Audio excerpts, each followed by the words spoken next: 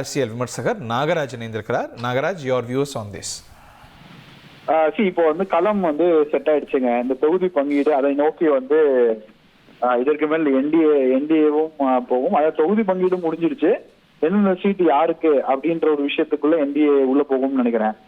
அதே சமயம் டிஎம்கேவும் 2 வியூகம் வச்சிருந்ததாக ஒரு இது சொல்லப்பட்டது. ஒண்ணு தாவேகா என்டிஏக்குள்ள போனா என்ன வியூகம், தாவேகா என்டிஏக்குள்ள இல்லைன்னா என்ன வியூகம் அப்படின்றது 2 இது வச்சிருந்ததுல இப்ப தாவேகா என்டிஏக்குள்ள இல்லைன்ற போது அவங்களும் அந்த பாயிண்ட்ல செட் ஆயிடுவாங்க. வியூகம் என்ன உங்க பார்வையில? இல்ல நான் கேள்விப்பட்ட வரையும் தாவேகா உள்ள என்டிஏக்குள்ள போச்சு அப்படின்னா இன்னும் சில கட்சிகளை இழுக்கக்கூடிய வாய்ப்புகளை அவங்க ட்ரை பண்ணுவாங்கன்னு சொல்றாங்க. சின்ன சின்ன கட்சி வச்சிருக்காங்க. எங்க இருந்து இழுப்பாங்க? வானத்துல இருந்தா? இல்ல வானத்துல இருந்து இல்ல, இருக்கிற கட்சியை இழுப்பாங்க. கட்சியை உடைக்கிறதுக்கான அந்த பிளான்ஸ் எல்லாமே இருந்தது அவங்கள்ட்ட.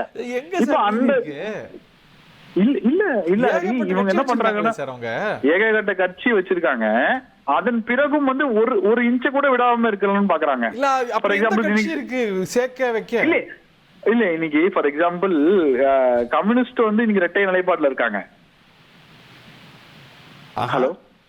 ஹலோ கம்யூனிஸ்ட் இரட்டை நிலைப்பாட்டுல இருக்காங்க. இப்போ ஃபார் எக்ஸாம்பிள் தாவேகால என்டிஏ சேர்ந்திருந்தா தேமுதிக ஸ்டேக்ஸ் கேட்டிருக்கோம். இந்த மாதிரி ஒவ்வொரு கட்சியுமே என்ன பண்ணிருக்கோம்னா திமுக பேரம் பேசியிருக்கோம். அதெல்லாம் பண்ணிருக்கோம். அவங்களோட மேனுவர்ல அவங்களுடைய ராஜ்யத்துல வச்சுட்டாங்க. அப்படிங்கும்போது கம்யூனிஸ்ட் ரீட்டைன் பண்றது திமுகவுக்கு அவ்வளவு சிரமமா இருக்குமா? கம்யூனிஸ்ட் விசிகா இன்னும் தொகுதி உடன்பாடு செய்யப்படல. பட் காங்கிரஸ் தான் தி மோஸ்ட் சேலஞ்சிங் ஃப்ரண்ட். அதையே அவங்க முடிச்சிட்டாங்க போது கம்யூனிஸ்ட் அவங்க கொண்டு வந்துட மாட்டாங்களா? இல்ல அப்படி கிடையாது. இங்க பாருங்க, காங்கிரஸ்க்கு ஏன் அவ்வளவு முனைப்பு எடுத்தாங்க அப்படின்னா அந்த ஹோல் கூட்டணியில காங்கிரஸ் தான் நியூக்ளியஸ். காங்கிரஸ் வந்தாதான் விசிகா திமுக அந்த ஓட் டிரான்ஸ்பர் அந்த மொத்த கூட்டணிக்கும் நல்லா இருக்கும். ரைட், அதற்காக அந்த முனைப்பு எடுத்தாங்க. சோ இந்த எந்த வியூகத்துல அவங்க போறாங்க அப்படின்றது எல்லாருக்கும் தெரிஞ்சு. எல்லாரோட டைரக்ஷன் கிளியர் ஆயிடுச்சுங்க. இப்போ 4 முனை போட்டியில ஏன்னா டிவிக்கு 234 கேண்டிடேட் போட்டு நிக்க போறாங்கன்னு நினைக்கிறேன். சீமான் ஆல்ரெடி கேண்டிடேட்ஸ் அனௌன்ஸ் பண்ணிட்டாரு. இப்போ தொகுதி பங்கீடு என்டிஏ சைட்ல இருந்து அடுத்த வாரம் யார் யார் தொகுதியில நிக்கிறாங்க, எந்தெந்த கட்சிக்கு என்னென்ன தொகுதிகள், அதே போல யார் யார் நிக்கிறாங்கன்ற மோடுக்கு இந்த எலெக்ஷன் போகும். ஏன்னா மார்ச் 30ஆம் தேதிக்குள்ள பண்ணி ஆகணும். கிட்டத்தட்ட இன்னும் ஒரு 1.5 வார காலம் இருக்கிறது. பட் ஆனா என்டிஏ தரப்புல இருந்து கூறப்படுகிறது என்னன்னா 234 கேண்டிடேட்டையும் ஒரே மேடையில ஏத்தலாம் அப்படின்ற ஒரு முனைப்புல இருக்காங்க.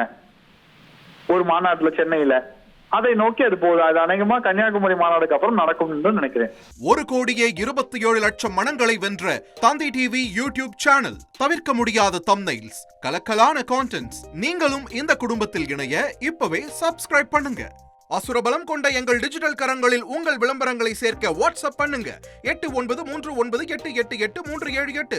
Email advtthanditv@dttv.in.